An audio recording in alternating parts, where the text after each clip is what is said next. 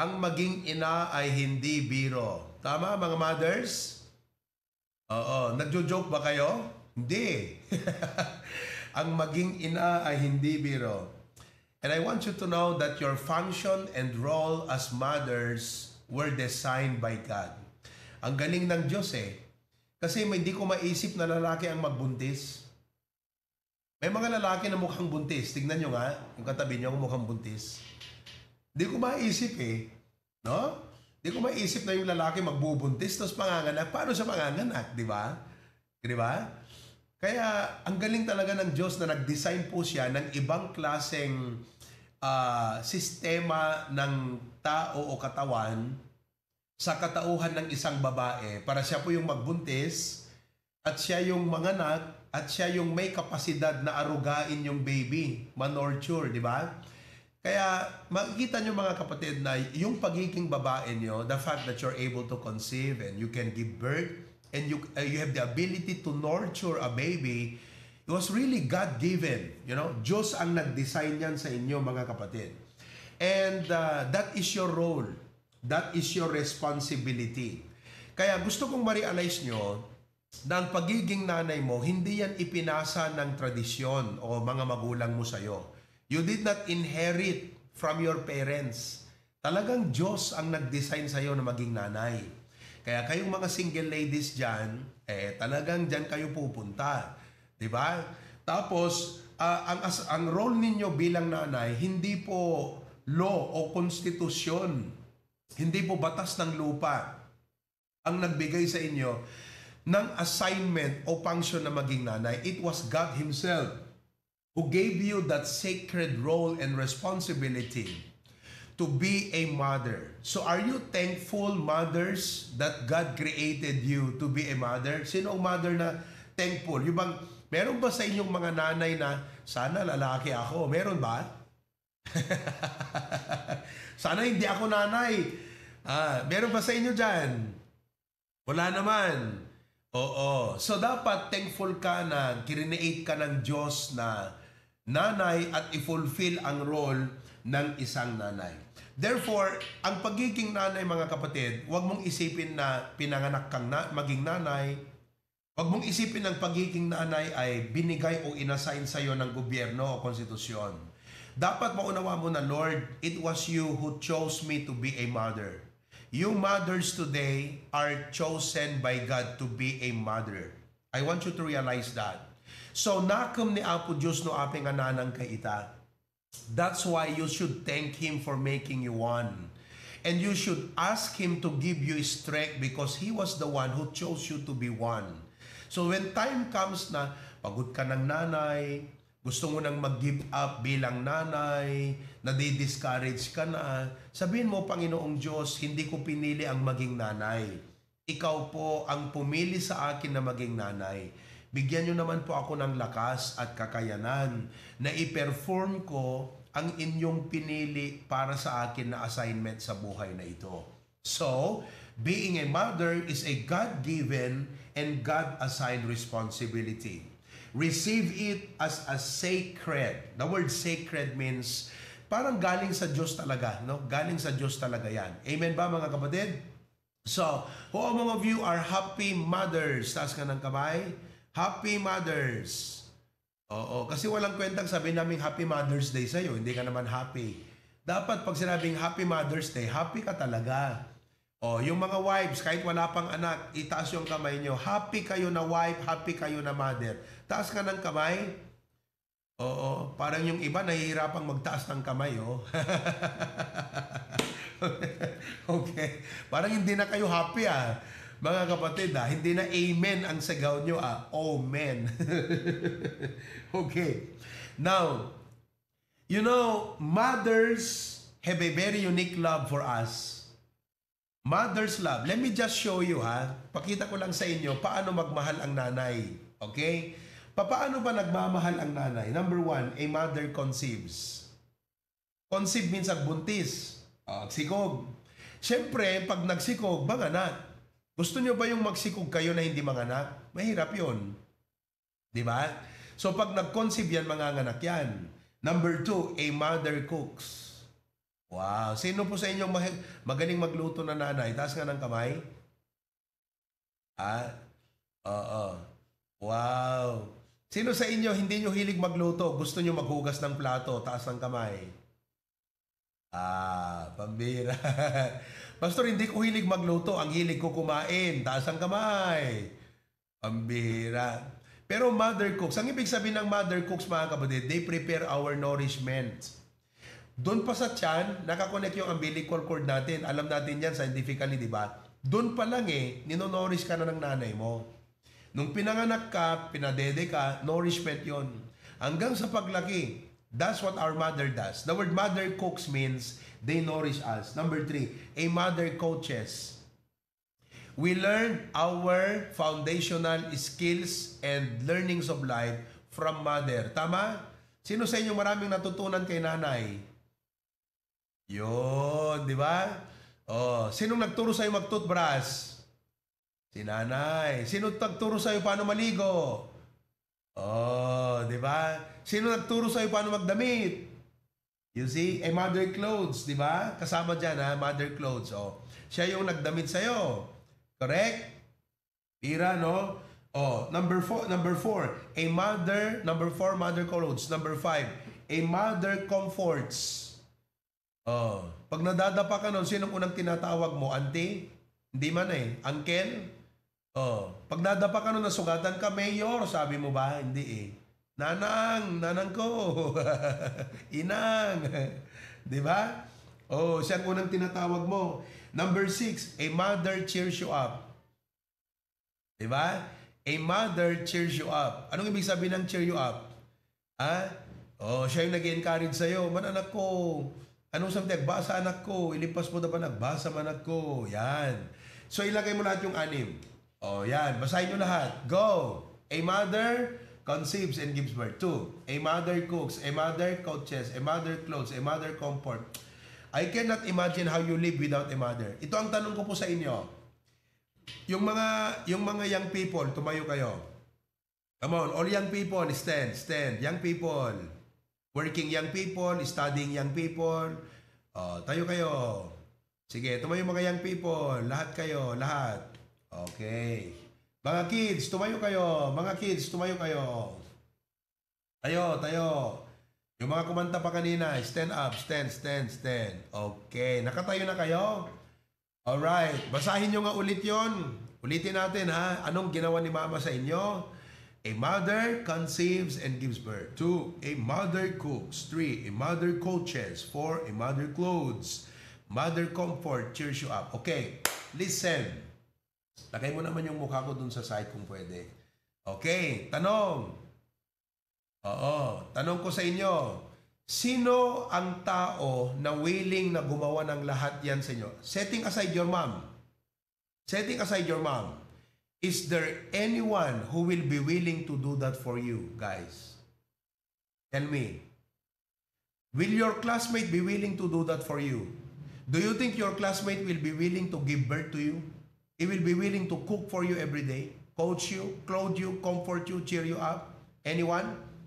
No. Diba? No classmate will be willing to do that for you. Not even loved ones will be willing to do that for you. Kasi ang loved ones may hangganan ng patience sa'yo Pero ang nanay wala. Hindi mo suswelduhan, pero gagawin niya yan. No one will do that for you. Someone will be willing to do that for you for exchange of money. But I want you to realize that's the value of your mom. Ganyan kahalaga, ganyan ka-valuable ang nanay nyo, kaya wag nyo siyang sasagutin ng hindi tama. Hindi mo siya binabayaran, hindi mo siya sinusweldohan, okay? Hindi mo siya ni-require, pero ginawa niya yan para sa'yo, and if no one will be willing to do that, kasi isipin mo yung conceive, ngayon may mga babayaran mo na mag-conceive, para sa anak mo pwede yon. Mahal yon. Will you be able to pay for your mom in doing that for you? Magbayad ka ng cook, mag-hire ka, mahal yon. Coach, same thing. So I hope you will realize today, kids, that no one will be willing to do that for you. Your mom is the one willing to do that for you. That's why you need to thank your mom for that. Will you thank your mom? Amen? Thank you very much. Palakpakan natin yung mga kids. Okay, give them a hand. You'll be seated now. Oh, if your mom is not there, umuwi kayo ngayon, mag-post naman kayo sa Facebook kung kinakailangan with your mom and say, I would like for the world to know how thankful I am for having a mom, for having a mother who loves me so much. Or if not, go to your mom and appreciate them. Thank you, ma. Walang tao nagagawa yan para sa akin, ikaw lang. Amen po ba? Thank you, ginawa mo yan para sa akin. Okay, next. So, Pastor, I love my mom. I want to honor my mom. How can I honor mom? I'd like to teach you how to honor your mom. Okay? Would you like to honor your mother? Say aloud, amen. Alright. This is how you will honor your mother. Kasi pag hindi mo in-honor yung mother mo, may problema ka. Magkakaroon ka ng malaking trouble at problema sa buhay mo pag hindi ka nag-honor sa mother mo. So you need to learn how to honor your mother. Okay? Let me share with you 5 ways. 5 ways to honor your mother. Would you like to learn how to honor your mother? Okay, number 1, this is how you will honor your mother. Speak words of honor and gratitude. If there is someone that you should never break and harm and hurt, it's your mom. Kung merong tao na dapat wag na wag mong sasaktan ang kanyang loob o babasagin ang kanyang puso, dapat ang mama mo. Hello? Don't hurt your mom. Are you listening? So instead of hurting your mom or breaking your mom, build her up. Build your mom. How do you build her up? Speak words of honor. Oh, anong ibig sabihin ng speak words of honor and gratitude? Let's look at Proverbs 31 verse 28. Proverbs chapter 31 verse number 28. Okay? Ito ang sabi ng Bible. Tingnan nyo ha. Or, I read, her children arise up and call her blessed. Oh, di ba? Her husband also, he praiseth her. Oh, hindi lang pala pang anak ito. Husbands, praise your wife. Don't criticize your wife all the time. You should also praise your wife. Kaya tuloy, maraming mga wife, mababa ang self-esteem kasi puro criticism. Ang pangit mo ngayon ah. Huwag mo nang sabihin yun. Amen? Ang baho mo. Hindi masarap tong luto mo. Hello? Oh, bangsit sangaw mo. Huwag mo nang sabihin yun. Amen ba mga kapatid? I-praise mo siya. Yan ang sabi ng Bible, oh, her husband also, and he praiseth her. Do you know the word praise?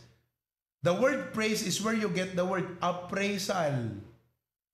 The word appraisal is to determine the value. So instead of depreciating your wife, you appreciate. Children, appreciate your mom.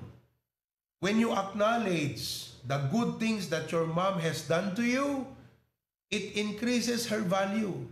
Sa kanya, alam mong impact sa kanya yon. Nako, nabibuild up ang mama mo. Subukan yung mga anak. Mag-thank you kayo sa mama ninyo ngayon. Alam mo, ang susunod na tatanungin sa'yo, anong gusto mo? Oh, di ba? Kasi nabibuild up yung loob niya eh. Amen ba? Husbands, you want your wife to treat you better? Praise her. Appreciate her. Marami kasing mga wives ngayon, walang nag-appreciate sa kanya. Walang nagpipraise sa kanya. E sana naman, si husband, i-appreciate niya si wife niya. Yung anak, i-appreciate niya si mama niya. Tignan nyo pag na-appreciate ang mama. Tignan nyo pag na-appreciate ang wife, mga kapatid. Nako, a happy wife, happy life. Amen, mga kapatid. Naniniwala ba kayo? Happy wife, happy life? Hello? Oh, pag hindi happy ang wife nyo, mga kapatid, naku, pambihirang yan. Diba? That is why you need to speak words of honor and gratitude. Now, I do not say this just for the sake of your mom. Gawin mo to, mga kapatid, dahil ito ay tama. You see, speaking honor and gratitude to your mom is not only good for your mom, it is also good for you. Ang anak na lumaki na hindi natutong magsabi ng words of honor and gratitude sa kanyang nanay ay hindi magiging mabuting tao sa kanyang buhay. Will never be a good person. Because that mindset and character of speaking words of honor and gratitude improves the caliber of a child. Kalibre. Quality, mga kapatid. Tayo gusto natin ng quality, ayaw mong bumili ng cheap. You get what you pay. Diba? Gimatang ka ti cheap, awan pe mesa aldaw na pugsaten. Pero gumatang ka ti quality, uray 10 years na mapugsat. Kaya ang bata na lumaki, na natutong mag-appreciate sa mama niya, mga kapatid, malaki ang magagawa ng batang yan sa kanyang buhay. Mabuti ang batang yan. Mabait yan, mga kapatid. May quality yan. Kumbaga sa ginto, 24K ang batang yan. Hello? Kaya mga magulang, turuan natin ang ating mga anak na mag-appreciate. Ang magsabi niyan, tatay, pag uwi nyo mamaya, tatay, sabihin nyo sa anak nyo, appreciate your mom, anak ko. Thank her for cooking for you. You thank your mom for buying your clothes. Turuan natin ang mga anak. Si tatay ang magagawa niyan. Kaya yung anak, mamaya pupunta, mom, sabi niya ganyan, thank you so much for my clothes. Thank you for my food. Thank you for giving birth to me. My dad told me that when you gave birth to me, she was crying. Why were you crying, mom? sabi mo sa kanya, no, I was crying for pain, but I was also crying for joy. Diba? I was happy when I gave birth to you. Ang sarap po ng isang anak marunong magpasalamat sa magulang. Kaso ang bata hindi automatic yun kung walang magturo sa kanya. Tama ba ako? Automatic ba sa bata ang mag-thank you? Hindi eh. Bigyan mo ng chocolate yan. Tatanungin mo pa, so what do you say now? Hindi niya alam. Kasi walang nagturo. Kaya mga kapatid, turuan natin sila. O ngayon, bilang pastor, tinuturuan ko na kayo. Speak words of honor and gratitude to your mom. Hindi lang po yan yung gratitude, yung speak word of honor, yung wag mong ikahiya. Be proud of your mom. Naalala ko, nung graduation ko, grade 6, pupunta si mama. Kasi si mama stricto, galit na galit lagi. Kaya ayoko siyang sumama sa graduation ko ba? Alam mo yun, baka pagagalitan na naman ako doon. Kudutan na tumanan. Sino kadakiti mamang na mahilig nagkudot? Pira. May isang bata sa loob ng church. Siyempre yung nanay hindi pwedeng mamalo sa loob ng church. Hindi pwedeng magalit sa loob ng church. Anong ginawa ng nanay? Kinudot na di anak na. Yung anak nag-iskandalo, aray ikaw, nagsakit na kudot mo. Ibabay ni nanang na. Bihirang yan. Mula noon, nagkudkudot ni nanang na di kapilyan. Ibabay di anak na aray ikaw, nagsakit na kudot mo, nanang. Di napahiya yung nanay. Bihirang buhay. Diba? Sabi ni mama noon, pambira ka. Ibain na mamang mo kung na kanya. Inisip-isip ko yun, sabi ko, pambira. Pag graduation mo, hindi lang ikaw ang deserve na makatanggap ng parangal. Dapat ang mama mo, deserve din niya yun. Diba? So you should be proud of your mom. You should be happy that when you graduate, your mom stands with you, your mom takes picture with you. Speak words of honor. Ngayon, ang mga bata, walang honor sa magulang. Ang sabi nga ng mundo, babastos ng mga bata ngayon. Diba? Kaya mga kapatid, listen to me. We should speak word of honor. Number 2, how do you honor your mom? Obey and treasure her godly instruction. Hindi biro yan. Ang nanay mo, dinesign ng Diyos na magbigay ng batas at instruction sa buhay mo. Hindi lang po ang nanay, ang trabaho niya magbuntis. Hindi lang po ang trabaho ng nanay magpadede sa'yo. Dinisign ng Diyos na ang nanay, mga kapatid, may kakaibang instinct. Sino sa inyo ang mga nanay nyo ang titindi ng intuition? Biglang tatawag sa'yo, anak ko, tell me, be honest, there is something wrong. Nagparik na kanyak ko, nana. Sino sa inyong ganyang mga anak? Ang nanay nyo nagpigsat pakiramdam na. Yan o, nagtaas ng kamay si MMM. Si Tita Ruth, malakas ang intuition. Grabe, no? Oh, ganyan ang nanay, mga kapatid. Dinisign ng Diyos ang nanay na ganon.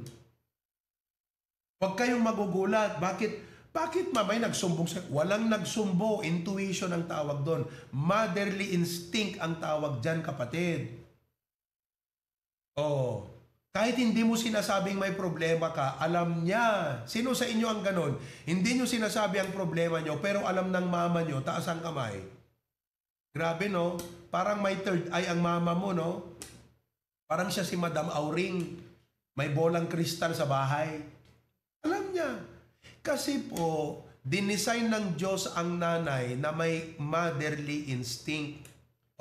Dinisign din ng Diyos ang nanay na ang trabaho niya magbigay ng instruction sa buhay mo para hindi ka mapariwara at hindi ka mapahama. Lalong-lalo na kung ang nanay mo may biblical foundation, mas matindi na naman yan.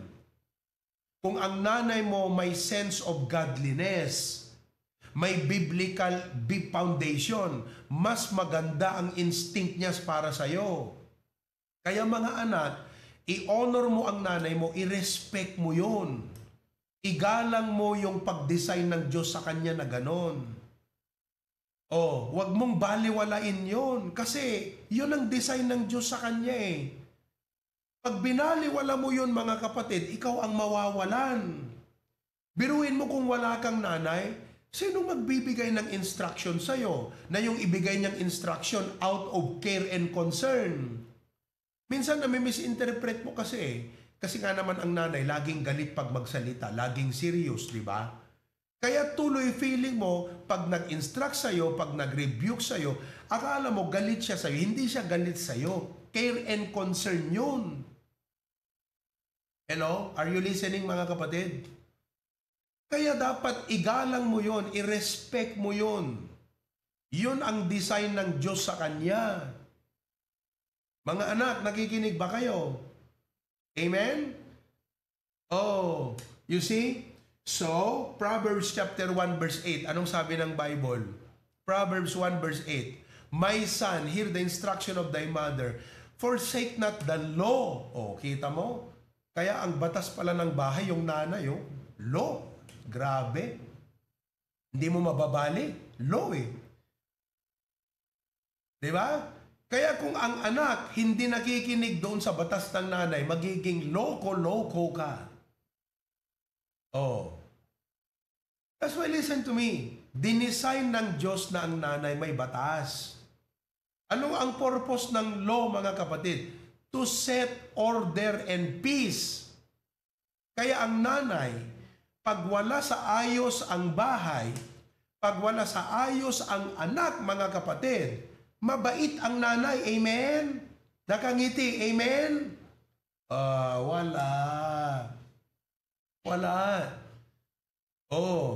Pag yung mureng, amuyot mureng, anak mureng ti Tagalog, yung nagamit na damit, iniwan doon sa CR, tapos yung anak na isa, yung damit niya, nakasalapay J, tugaw J, kitchen, tapos pagpasok sa kwarto, hindi maayos yung bed. Anong sasabihin ng nanay? Wow, I love my family. Ganon ba siya? Walang ganon, mga kapatid. Get ready pagka ganon. Bakit? Kasi nga ang nanay gusto niya maayos. Ang purpose kasi ng law para maging maayos. Amen po ba? Yan ang purpose. Isipin nyo kung walang nanay. Isipin nyo, kung walang nanay sa bahay nyo, sino ang taong mag-iisip na dapat maayos ang tahanan? Wala. Ninanang ti makin panunot, di dya, isot makin roll. Kaya yung mga nauulila, Sabi nga minsan kung mamili ka kung sinong unang mamatay, tatay mo o nanay mo, sa totoo lang ayaw mo ang mamatay ng isa sa kanila. But if you really want to survive, yung nanay mga kapatid, kasi siya yung mag-aayos ng buhay mo.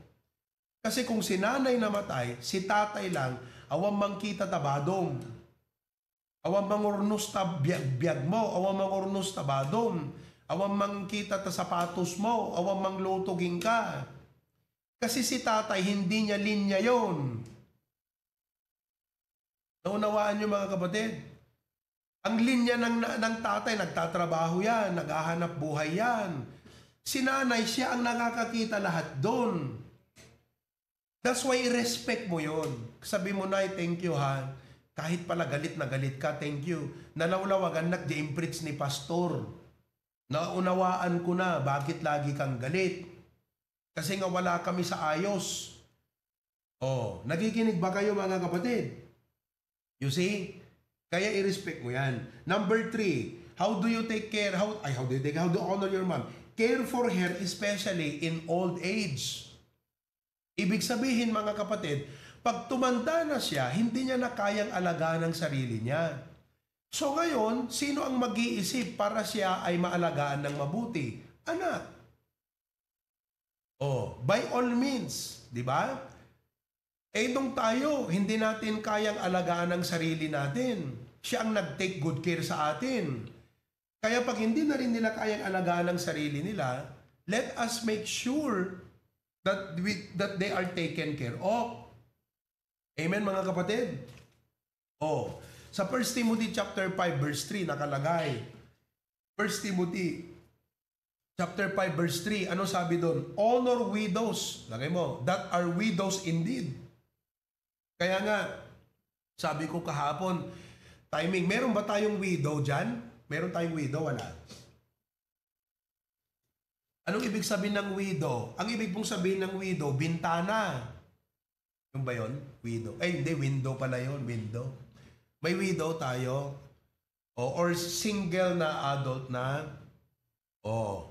Ayan, kung meron tayong mga old, ang ibig sabihin ng widows indeed, pag sinabing widows indeed, wala siyang anak to take care of her. Walang mag-aalaga sa kanya, di siyempre napabayaan na yon, di ba?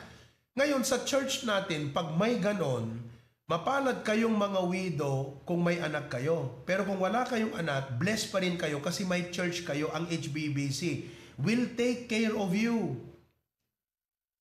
Yan ang orientation natin sa HBBC. Alagaan natin ang nangangailangan. Opo. Tinuro ko yan sa Australia. Alam nyo yung sabi ko, pag may isang kapatid nangangailangan, dumamay tayo. Kaya alam nyo, nung maglipat si Aldrich, nag-volunteer yung mga men. Brad, tulungan ka namin. Nung this week, tumawag si Michael sa akin. Sabi ganyan, Pastor, thank you sa itinuro mo sa amin. Kasi nung nandun ako, tinuro ko sa kanila yung compassion. Tinuro ko yung Levite, yung priest, dinaanan lang yung yung taong ninakawan, walang pakialam. Pero yung Samaritan, may compassion, tinulungan. Sabi ko, wag tayong Levite sa church, wag tayong priest, dapat Samaritan tayo. Pag may kapatid na nangangailangan, damayan natin yan, tulungan natin yan. Kaya kahapon, tumawag si Michael sa akin. Sabi niya, Pastor, thank you so much. Dahil sa itinuro mong compassion, naglipat kami ng bahay. Pastor, kung ako lang, hindi ko kaya ng isang linggo yun. Pero alam mo, wala pang isang araw na ilipat namin lahat. Kasi may 5 na mga men sa church ang tumulong sa amin. Di ba? Kaya kung wala kayong pamilya na mag-care sa inyo, may church tayo. May HBBC. Yan ang HBBC. Amen ba mga kapatid? Are you thankful you're a part of HBBC? Amen? Biruin nyo, magtatax kayo, tutulungan pa kayo ni Preacher Glenn na mag-prepare? Libre ba yun, Preacher Glenn? Walang bayad? Pambihira naman kayo mga kapatid. Dapat yung bayad nyo, ihulog nyo na sa offering. Grabe kayo, libre. Saan ka nakakita ng ganyan? Preacher mo, siya ang tumulong mag-prepare ng tax report mo. Pambira talaga mga kapatid. Kaya ako sa inyo, mapalad ang maging member ng HBBC, mga kapatid.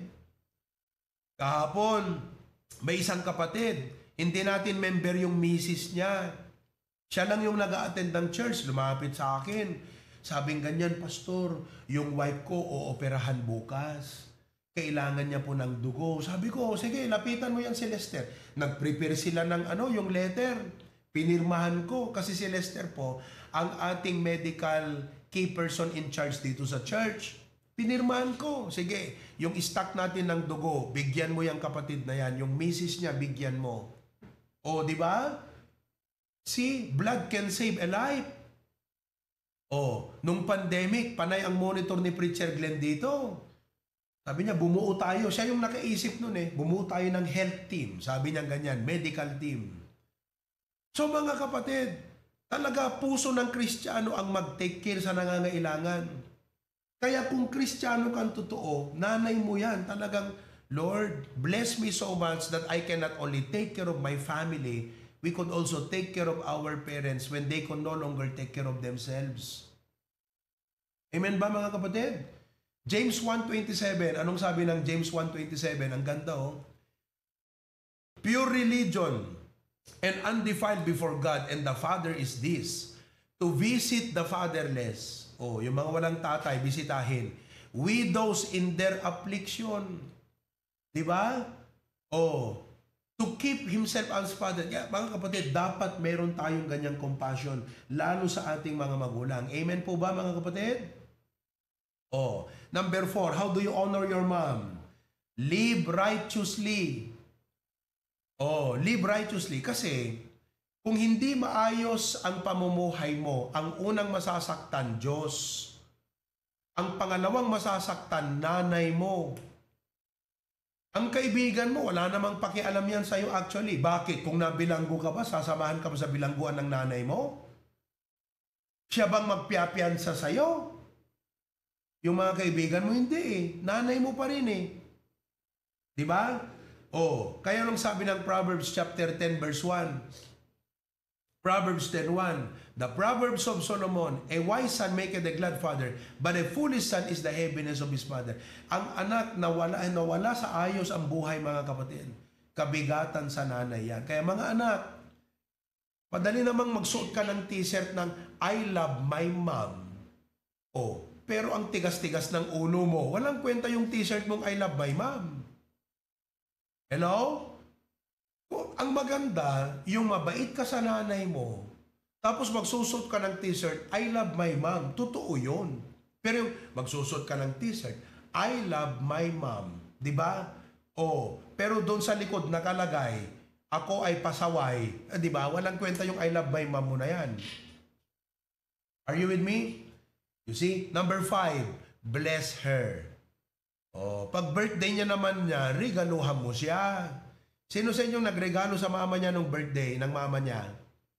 Number 2, pag birthday mo, regaluhan mo siya. Ang ibig sabihin ng birthday ay araw ng kapanganakan.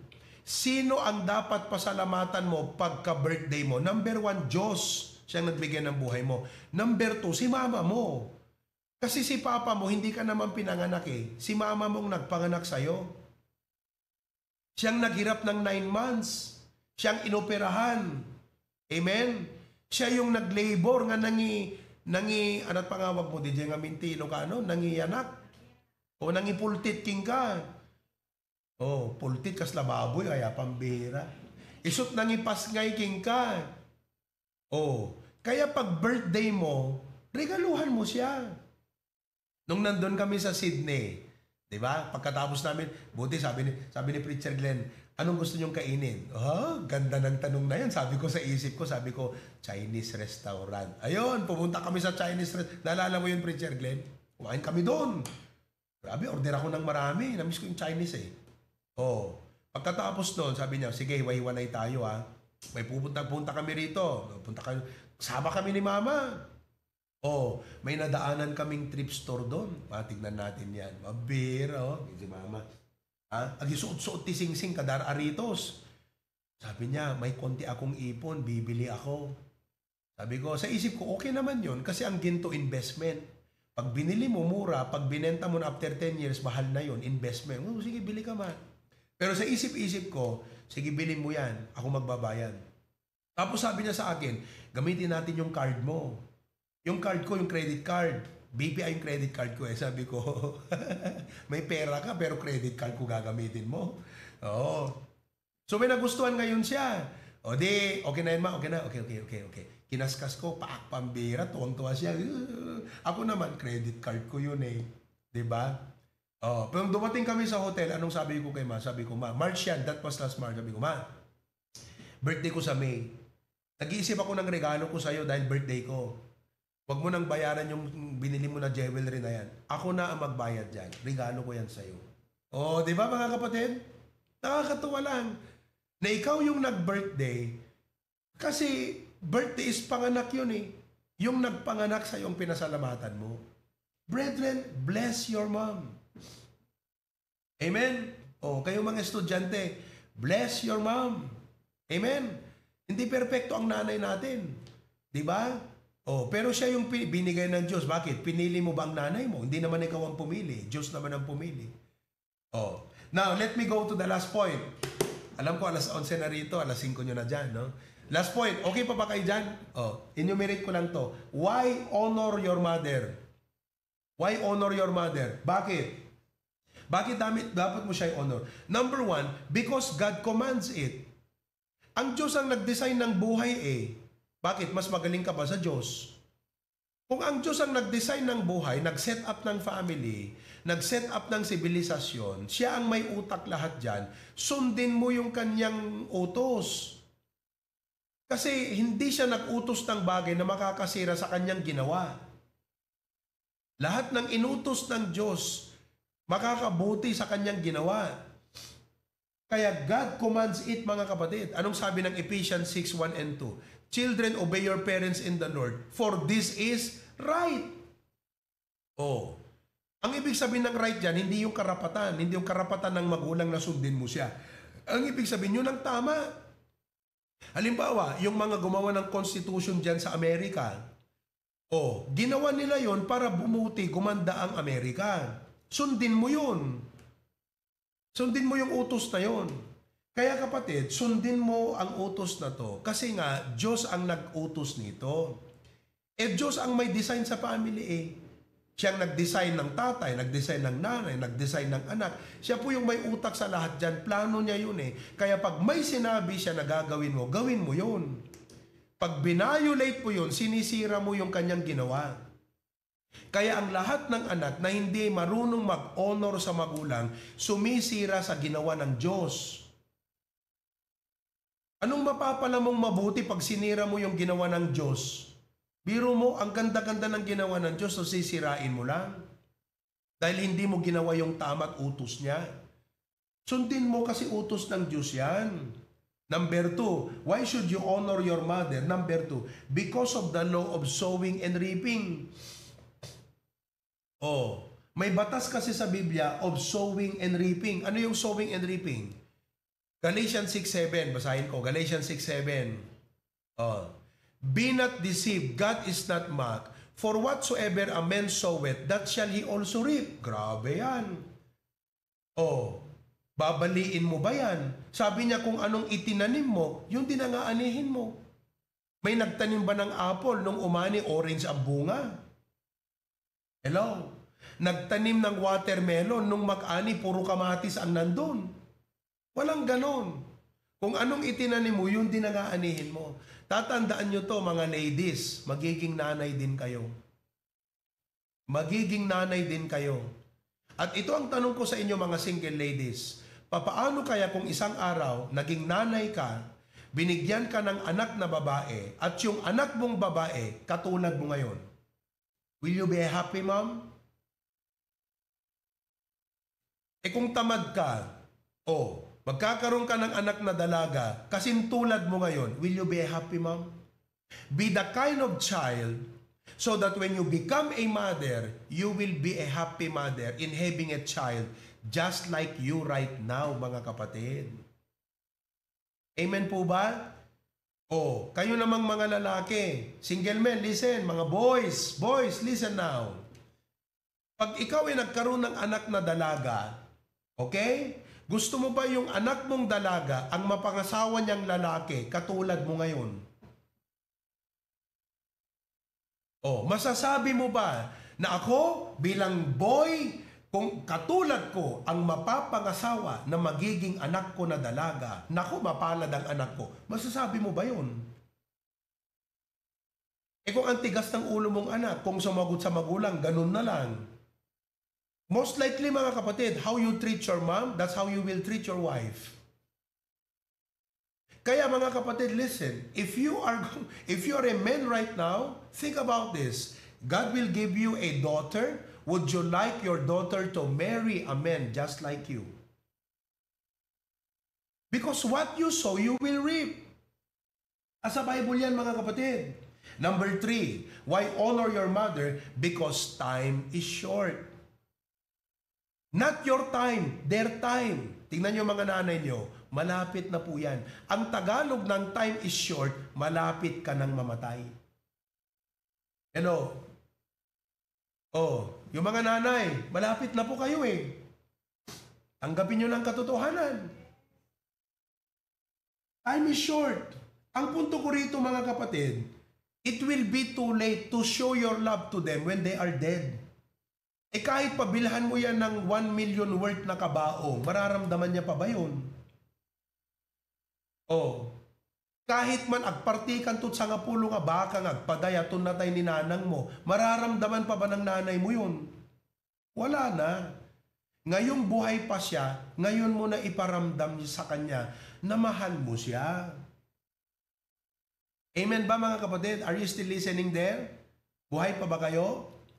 Oh, wag niyong iisipin, wag mo nang ilagay ito ha. Wag niyong iisipin na it's a burden to love your mom. Hindi po burden ang magmahal sa nanay. Sabihin ko sa iyo ang totoong burden. Ang totoong burden yung regret. Yung patay na yung nanay mo and you are wishing na ipadama mo ang pagmamahal pero wala ka nang magawa kasi patay na siya. Yun ang mabigat. Lifetime mong kakargahin ang regret na yan. So don't ever think it's a burden to love your mom. It's a burden to honor your mom.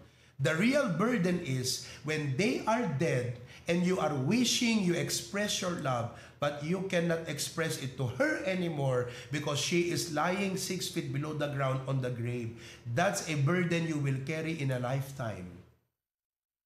Kaya ngayon kung buhay pa ang mama mo, nako, mahalin mo siya. I-honor mo siya. Amen ba mga kapatid? Oh, number 4, because the last days are marked by disrespect. Ang paligid natin, walang respeto sa nanay. Pero alam mo, bilang anak na Kristiyano, gawin mo ang tama. Number 5, because God promises blessings. Yung pong nagbigay ng utos na yan, pag sinunod mo, blessing ang tatanggapin mo. Oh, ikaw ang pagpapalain ng Diyos. Yung magiging pamilya mo, pagpapalain din ng Diyos dahil sa pag-honor mo sa magulang mo. You cannot break that. Sabi nga ng Bible, it is the first commandment with a promise. Yun po ang unang utos daw ng Diyos na binigyan niya ng pangako mga kapatid. Kaya, brethren, listen. I hope this message enlightened your mind. Let us honor our mom, not only in words of gratitude, appreciate them, but indeed. Amen ba mga kapatid? Sino sa inyo ang na-bless sa preaching ngayon? Taas ang kamay. Pati nanay, kung na-bless kayo, taas ang kamay. Amen. Sino sa inyo ang nanay? Sabi nyo, sana nandito yung anak ko para narinig niya yung sinabi ni pastor. Oh, di ba? Pambira. Let's pray. Heavenly Father, thank you so much for helping us realize today, O God, itong message na ito. It really makes sense, O God. Kaya Panginoon, tulungan yung bawat anak na maging obedient sa inyong sinabi, Lord, to honor our mothers, Lord God. Thank you for the realizations today. Thank you for the enlightenment. And thank you for the mothers. In Jesus' name, amen.